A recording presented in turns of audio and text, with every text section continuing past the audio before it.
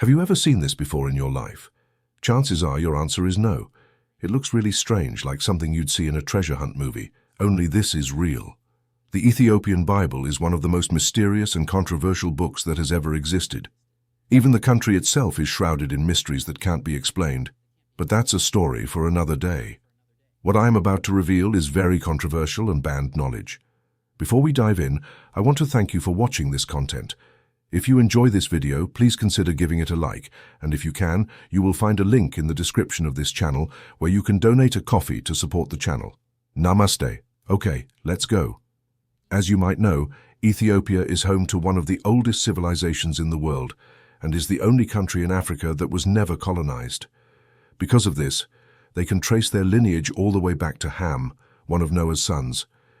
This has even been confirmed by the Jews. But this video is not about the country itself. It's about what the country possesses.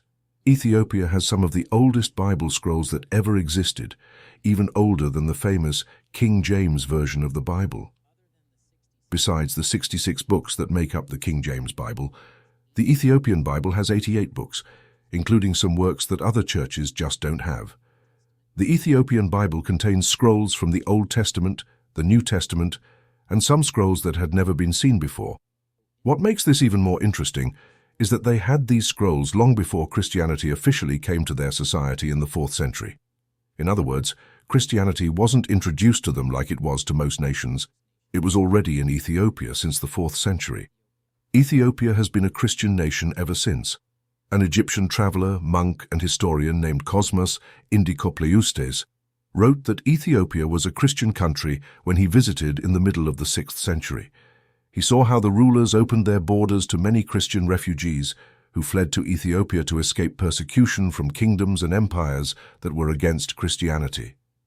Certain Ethiopian tribes have been worshipping the Christian God for over 3,500 years, making the Ethiopian Orthodox Church the oldest organized Christian body in the world, not the Catholic Church as many believe. In Ethiopia, it is locally known as Tewahedo. The country also has one of the earliest illustrated Christian books ever found, which is part of the Gospels written in Ge'ez, an old Ethiopian language, and was discovered in 2010 in a monastery on top of a mountain in Ethiopia.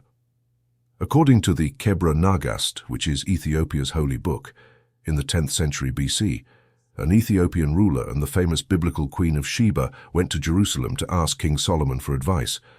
It's even recorded in the accepted Bible canon. However, what the Bible didn't tell us is that the two rulers had a son together named Menelik.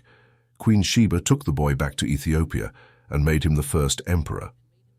In 2012, experts looked at the genetic makeup of many Ethiopians and found some evidence to support Sheba's journey to Jerusalem and her giving birth there. Because of this, it is believed that Egyptian, Israeli, or Syrian people may have mixed with the Ethiopian natives around 3,000 years ago, during the time when the queen is said to have ruled the kingdom of Sheba. Despite having all these credentials and authenticity, the Ethiopian Bible is still not recognized as part of the canon of holy books.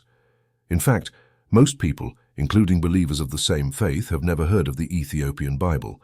This shows the extent to which efforts were made to discredit and hide the Ethiopian Bible. This begs the question why.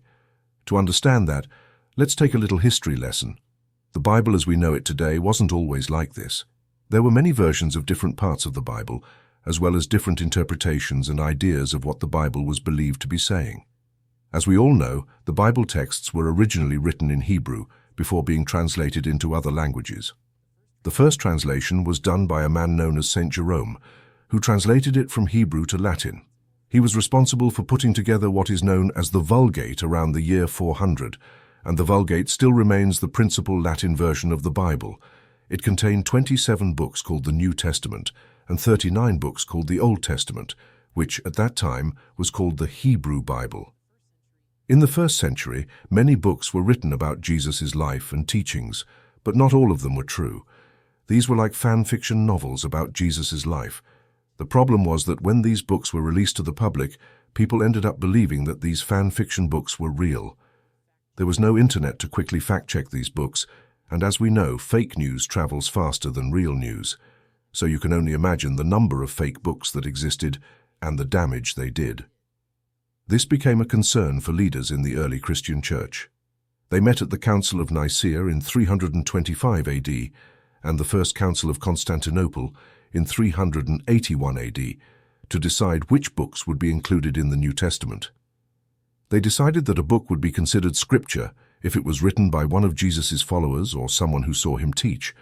The book also had to have been written in the first century and make sense with the rest of the Bible. There have been many changes to what we now call the Holy Bible, but the most important change may have happened during the reign of King James I. Despite the Vulgate existing for 500 years, there were still numerous versions and accounts of the Bible, so much so that it bothered the reigning monarch at that time. He was worried about the different Bible versions that were popular in the 1600s. The king wanted a version of the Bible that settled religious differences as well as one that reinforced his power. Several priests also asked the king to make changes, saying that some of the translations that were circulating were wrong. To solve this pressing issue, the king got 47 experts to look over all the different translations of the Bible that were already out there. They were split into 6 groups and worked on different parts of the project on their own for 7 years. These men had to follow strict rules so that they wouldn't show any bias. They also used a number of different tools to help them create a Bible that stayed true to the original languages. When the priests and the king looked at the work of these experts and saw that they had similarities in their work despite being far from each other, they approved it, giving glory to God for guiding them to arrive at the same conclusion in 1611. The King James Bible was published, and thanks to advancements in printing, it became one of the most accessible Bible versions to date. However, the edits made in the King James Bible, along with the original Vulgate translation by St. Jerome, led to the exclusion of some books from the Bible that most Christians have today, while the Ethiopian Bible still retains all its original scriptures. Now that we've taken a quick look at the history of the Bible, it's time to answer the big question: why was the Ethiopian Bible rejected? There are many reasons, but the main one is that the Ethiopian Bible includes additional books known as pseudepigrapha. Pseudepigrapha are works falsely attributed to someone.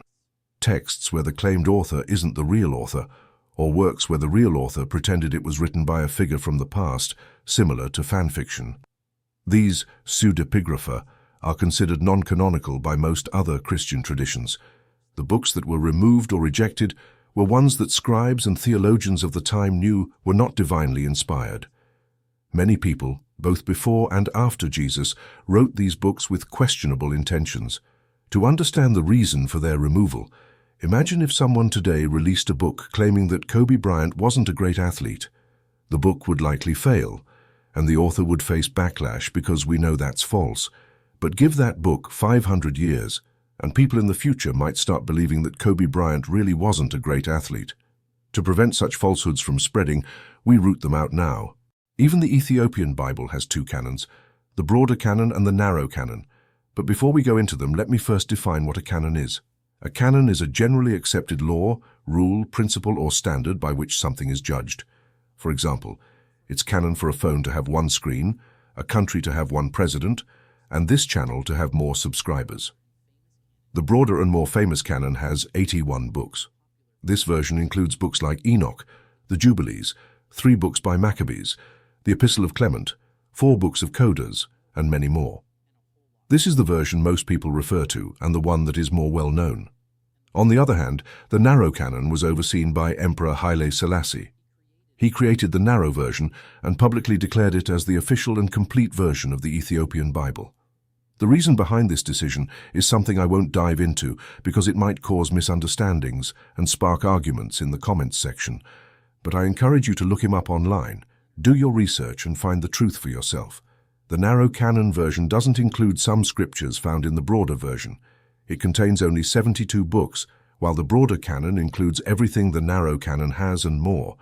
The broader canon hasn't been reprinted since the early 20th century, so you can see that even within itself, there were controversies, and having 2 different versions could also be a reason it wasn't accepted. The Ethiopian canon is a fascinating way to see how the Bible has changed over time. Contrary to popular belief, the Bible isn't just 1 book. It's more of a collection of texts and experiences written over many years.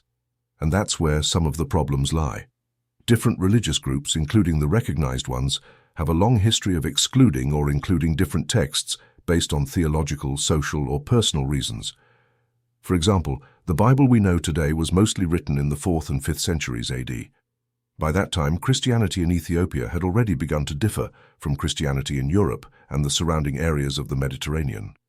And to this day, the differences keep growing. The Ethiopian Bible has many similarities with the Catholic and Orthodox Bibles, although it does have a few extra Old Testament books. These were probably written in the last few hundred years BC, which is late in the time of the Old Testament books but before the New Testament began. Additional books were added to the end of the New Testament after the rest of it was written, especially talking about the history and structure of the Ethiopian Church. Another reason the Ethiopian Bible might have been rejected is because of the language it's written in. The Ethiopian Bible was written in Ge'ez, making it difficult for non-speakers to access. Plus, the lack of translations and the unique practices of the Ethiopian Bible have kept it relatively unknown outside of Ethiopia. A third reason, which is more controversial, involves politics. During the early days of Christianity, power and politics were what the Roman Empire cared about, not spiritual growth. So any scrolls that didn't fit with their preferred story were left out. In fact, the Bishop of Rome told priests to destroy the scrolls that weren't in the Bible, but the priests were clever and hid many of them in jars that were later found near the Dead Sea in the 1940s. This could explain the differences between the two Bibles, with one version having a complete Bible and the other having what people decided was acceptable. In recent years, however, more people have become interested in the Ethiopian Bible, trying to find out what makes it special and the truths it holds. The Ethiopian churches have also worked to make it easier for more people to read by translating it into more languages and conducting academic studies on it. Personally, I think it's amazing that this Bible has survived for so long, especially after the country was attacked by Muslims in Italy, and after a fire burned the monastery where the Bible was kept in the 1930s. Yet, it survived it all, adding to the mystery of this book. If you are still watching this video, you are amazing. And since you are interested in this content, I would like to ask you to support the channel by donating a coffee. You will find a link in the description. We work very hard to create a new video every day. All the support is very much appreciated. Thank you, friend. Namaste.